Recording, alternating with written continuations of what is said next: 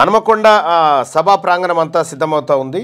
ఈ సభా ప్రాంగణంలోకి లక్షలాదిగా తరలి రావడం కోసం బీసీలు ఎదురు చూస్తున్న తరుణంలో సభా ఏర్పాట్లు కూడా అదే స్థాయిలో నిర్వహించడం జరిగింది. ఇక మన ముఖ్య అతిథులు కూడా ఆల్రెడీ వచ్చి ఉన్నారు. సో ఒక రాష్ట్రాల నుంచి వచ్చేసిండ్రు. ఒకసారి ఓపెన్ చేయవచ్చు. సభకు సంబంధించినటువంటి ఏర్పాట్లను మనం ఒకసారి చూడొచ్చు.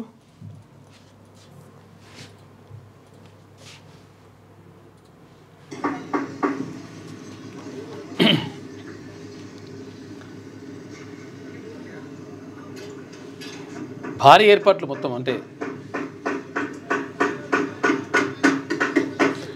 బీసీల సభ అంటే ఎట్లుండాలి, బీసీలతోటి ఏది కాదు, బీసీలు ఏమీ చేయలేరని ఇన్ని రోజులు ఏదైతే అనుకున్నారో వాళ్లకు మైండ్ బ్లాకు రెడ్ వైట్ అయ్యేటట్టు అన్ని కలర్లు ఇక్కడ ఈ కార్యక్రమంలో చూడబోతా ఉన్నారు. సో ఒక బీసీల యుద్ధ పేరు దగ్గర నుంచి మొత్తం పూర్తి వివరాలను ఏం జరుగుతూ ఉందనేది మనకు శ్యామ్ అందిస్తాడు. ఒకసారి శ్యామ్తో దగ్గరుండి తీన్మార్ మల్లన్న సైనికులు, తీన్మార్ మల్లన్న రాష్ట్ర నాయకులు చాలా పెద్ద ఎత్తున కష్టపడతా ఉన్నారు. డే అండ్ నైట్ ఆ కష్ట ఫలితమే ఈ సభ రూపమని కూడా చెప్పుకోవచ్చు.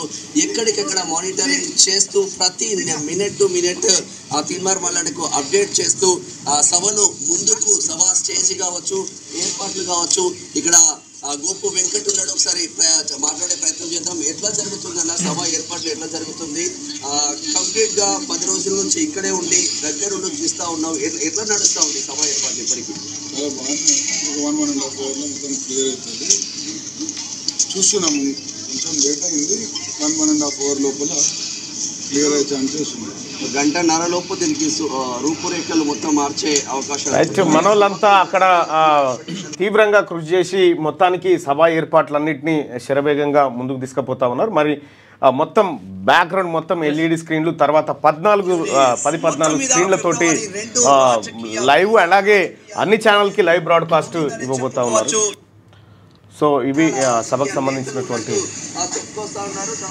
ఏర్పాట్లు. ఇక వివిధ పత్రికలు కూడా ఇదే అంశాన్ని ప్రస్తావించినాయి. రాజకీయ యుద్ధబేరి బీసీలకు రాజకీయ పరీక్షేనా, అన్ని కులాలు ఒకే వేదికపై శంఖారావం పూరించనున్నారు. నగరంలో వాడివేడి రాజకీయ చర్చ, రాజకీయ యుద్ధబేరితో బీసీలో చైతన్యం, సభపైనే అందరి దృష్టి. హన్మకొండ జిల్లా కేంద్రంలో నేడు జరిగే రాజకీయ యుద్ధబేరి సభ బీసీలకు ఒక పరీక్షగా మాదిరిగా ఉంది. సభ సక్సెస్ అయితే ఓ రకం, సక్సెస్ కాకుంటే మరో రకం. ఈ సభతో చాలా మంది నాయకులు, కార్యకర్తలు వారి రాజకీయ భవిష్యత్ అంచనాలు వేసుకుంటున్నారు.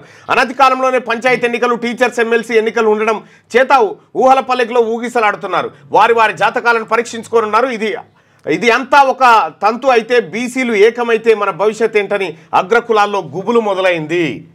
సో ఏకంగా మా ఓటు మాకు చాలు, మీ ఓటు మాకు వద్దని నిర్దాక్షిణ్యంగా ప్రకటించారు. సో ఎక్కడ అచ్చా, ఇటు కట్ అయిందా? పూర్తిగా రాలేదు ఇది. ఓకే,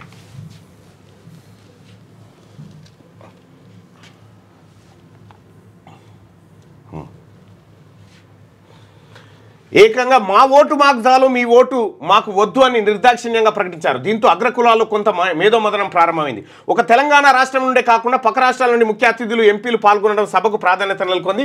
సభతోనే కాకుండా ఇదే పౌరుషం, ఇదే దూకుడు ఎన్నికల్లో గెలిచే వరకు ఉండాలని పలువురు రాజకీయ ప్రముఖులు అంటున్నారు. సభకు బీసీలు ఎవరికి వారే ఇష్టంగా వస్తున్నట్టు సమాచారం. సభ తర్వాత రాష్ట్రంలో ఎన్నో రకాల రాజకీయ పరిణామాలు చోటు చేసుకున్నాయి. బీసీ ఏకమై రాజకీయ యుద్ధానికి పూనుకోనున్నారు. నువ్వా నేననే పరిస్థితులు ఏర్పడతాయి. 100% డౌట్ ఏమీ లేదు.